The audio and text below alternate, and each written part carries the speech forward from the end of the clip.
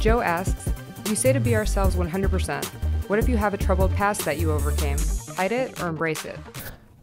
Listen, I mean, this is a tough question, something I think a lot about. I do think, and you've been hearing from me, meditation, mental health. I think the next frontier, the next 50 years of society, within a business context and within society, gun control, all these other things, we're gonna be talking more and more about the brain, mental health, mental status. There are people in this world that come from such tough beginnings. We talk a lot about poverty and opportunity, I think, because we talk about entrepreneurship. I don't talk a lot about, you were raped as a child, your parents were murdered, some of these really extreme, difficult things. I don't understand or know what Joe's troubled past, or if he's referring for a friend or for himself. I think we all have different versions of a troubled past. Like some people would say, I got bullied and that was my troubled past. Others would say, I was sexually molested and that's my trouble. Like these all vary. And so Joe, what I would say is I have no interest in sitting here on a high horse and deploying generic blanket statements. I do think that being yourself 100% is something that people are attracted to. I think all of us, in the same way that America actually doesn't hate the crime, they hate when you try to cover it up because we know that you're not being authentic and you're trying to trick me.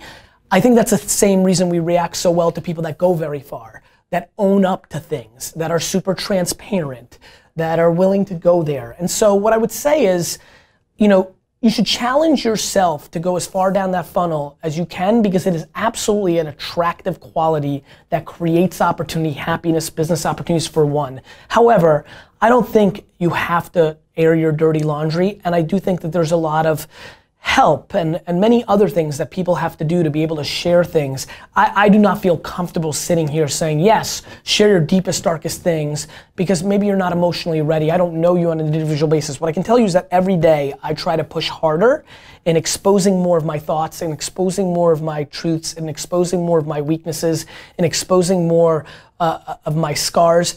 And it's a struggle for me because that you guys have seen over the last daily V's and things that I don't spend a lot of time on my weaknesses or my past. From yesterday's episode's first question, I don't hold grudges. I don't have a shit list.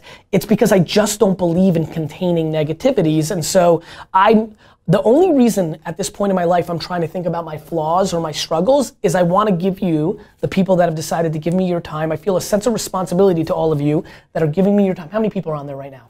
1.5.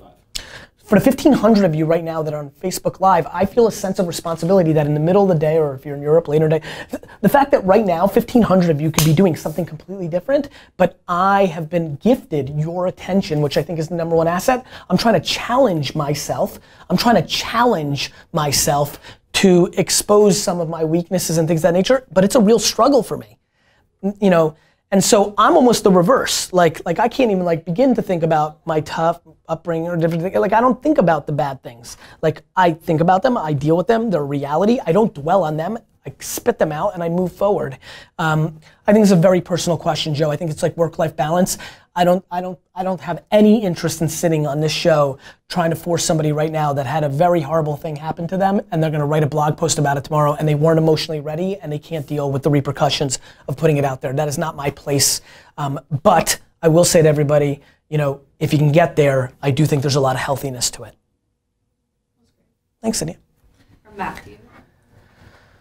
That was heavy. I have to take a little breath. Yeah, that was intense. I mean, it's a heavy subject matter, and I do think that one thing in the evolution of this show is, there's a lot of tactics we can talk about, how to use a filter and this and that, but and it could bore you, but and it could become repetitive. But I do think this is a mental game. I think life is a mental game. I think it's much more about the brain than people realize, and I want to continue to push angles of it because I think it brings people happiness.